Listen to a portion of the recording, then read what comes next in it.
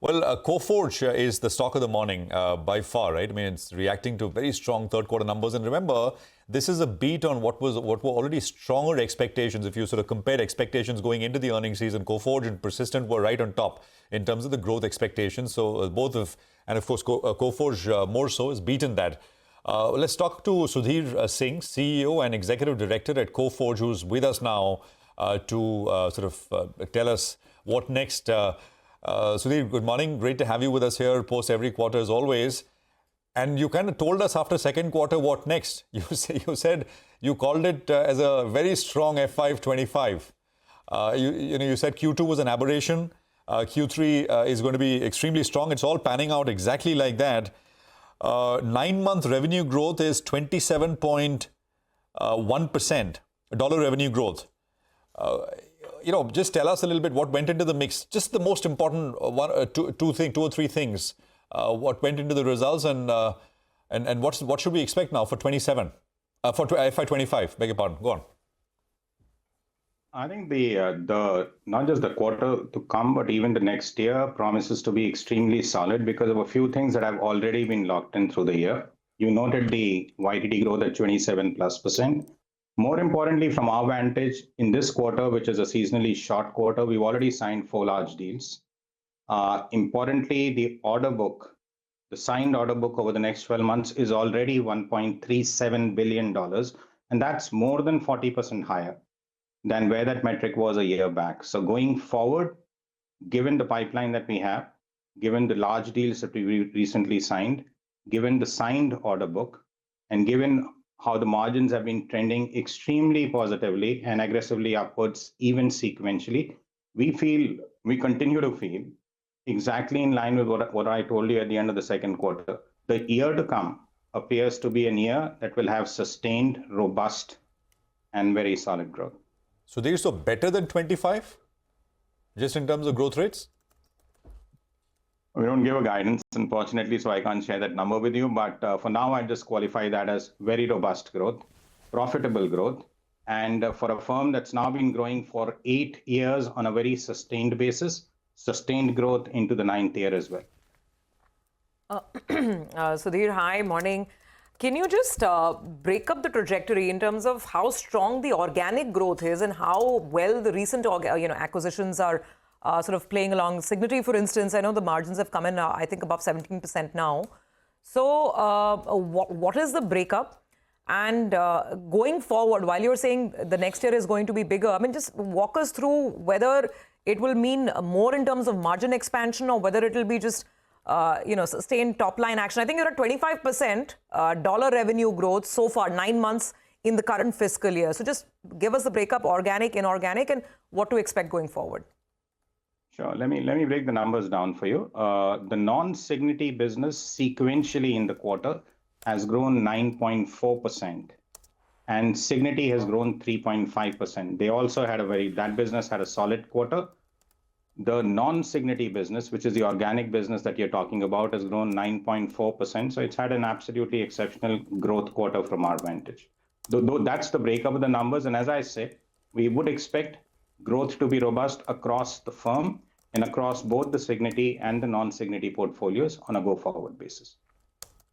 Hi, Sudhir. Congratulations. Solid set of numbers, and your commentary as well is pretty good. Give us an updated timeline then. I recall you telling us that you'll be going to $2 billion of revenues and margin expansion of 150 to around 200 basis points. By when? We've never really put a hard quarter timeline to it, but the key metric that I would like to point out is that in 7 quarters, the revenue run rate of the firm has gone from 1 billion to 1.6 billion. Right. It's taken us just 7 quarters to grow 60%.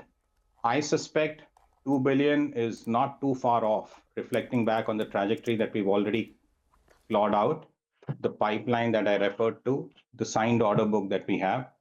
Can't put a quarter number to it, unfortunately, publicly at this point in time, but we have very clear plans. We have very aggressive plans, and our confidence, as I suspect you've seen from my tone, is sky high. So, Sudhir, that run rate, could you hit it towards the end of FY26? Some were expecting it by FY27, But towards the end of FY26, you don't rule it out that you could get to the $2 billion run rate?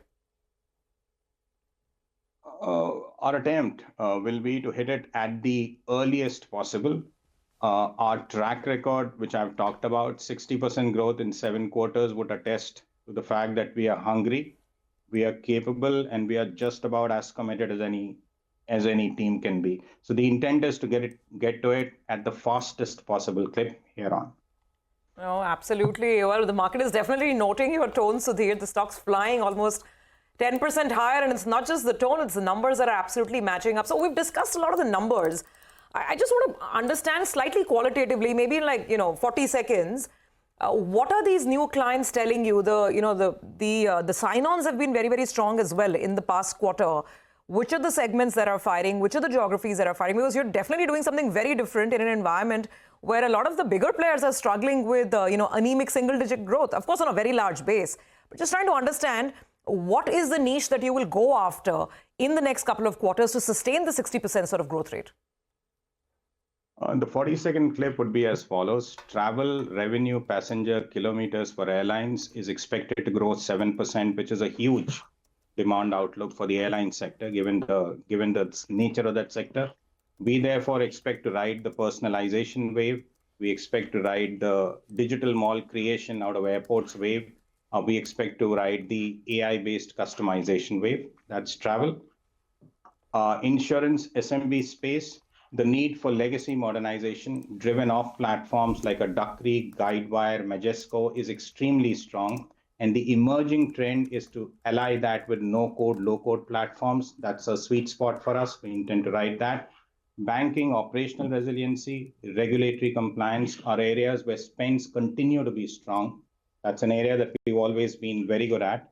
And that's a third wave that we expect to rise. That would be the 40-second clip for you. Okay, helps. Thank you. It's like an arrow locked into the target. But jokes aside, I mean, we executed extremely well. And of course, it's for everyone to see. This entire AI infrastructure boom that we're seeing in the US, I mean, do you kind of sort of play in some way into all of that? Or you don't need to. You're doing well without. But just asking you that.